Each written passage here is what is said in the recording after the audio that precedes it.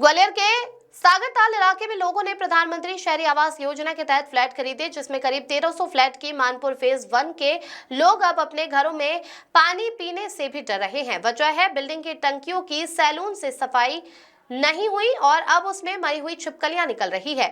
स्थानीय लोगों का आरोप है कि नगर निगम प्रशासन ग्वालियर के इस इलाके को भी इंदौर का भागीरथपुरा बनाना चाहता है। ग्वालियर सागरताल इलाके के मानपुर फेज 1 क्षेत्र में प्रधानमंत्री आवास योजना के तहत 1300 फ्लैट बनाए गए। लॉटरी सिस्टम के जरिए इनका आवंटन हुआ तो लोगों ने लाखों खर्च कर फ्लैट्स खरीद लिए। 2 साल पहले ही ये सभी फ्लैट्स ऑक्यूपाई हो गए। आज करीब 5000 लोग इस परिसर में रहते हैं, लेकिन बावजूद इसके देखरेख का अभाव बना रहा।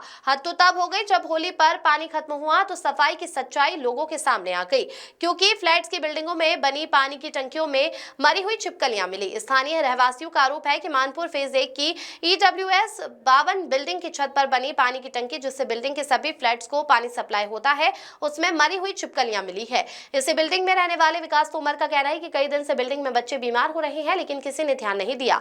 होली के दिन जब फ्लैट्स में पानी नहीं आया तो लोगों ने ऊपर छत पर टंकी देखी, लेकिन टंकी में पानी खत्म हो गया था। जब ढक्कन खोलकर देखा गया तो अंदर मरी हुई 5 छिपकलियां मिली। ऐसे में समझा जा सकता है कि ये बच्चे बीमारी से नहीं बल्कि इन मरी हुई छिपकलियों के जहर से बीमार पड़ रहे थे।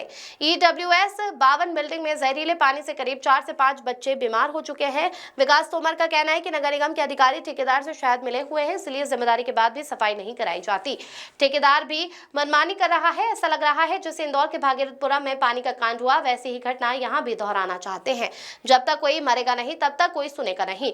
इसी मल्टी में रहने वाले नीलकमल मुदगल का कहना है कि कई दिनों से यहाँ पानी की समस्या है, जिसको लेकर 5 जनवरी को ग्वालियर कलेक्टर को एक आवेदन भी दिया, जिसके बाद ठेकेदार ने एक बार 3 से 4 टंकियों की सफाई कराई और इसके नगर निगम को बता दिया गया कि सभी टंकियों की सफाई करा दी गई है, जबकि ऐसा नहीं हुआ। मानपुर फेज 1 में 25 ब्लॉक है और उन पर 50 टंकियां बनी हुई हैं, जिनसे पानी की सप्लाई होती है।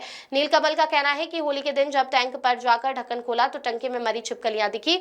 एक तो खुद निकाली, लेकिन जब पानी रिफिल हुआ तो उसमें और भी छिपकलियां पड़ी दिखाई दी, जिसके बाद ठेकेदार को बोला, लेकिन वो सुनने को तैयार नहीं है। ऐसे में किसी तरह सोसाइटी के लोगों ने ही छिपकलियां निकाली, लेकिन उसकी सफाई कराने के बजाय दोबारा वैसे ही भर दी गई।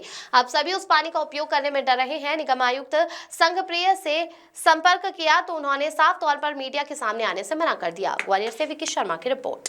भाई साहब, क्या घटना हुई?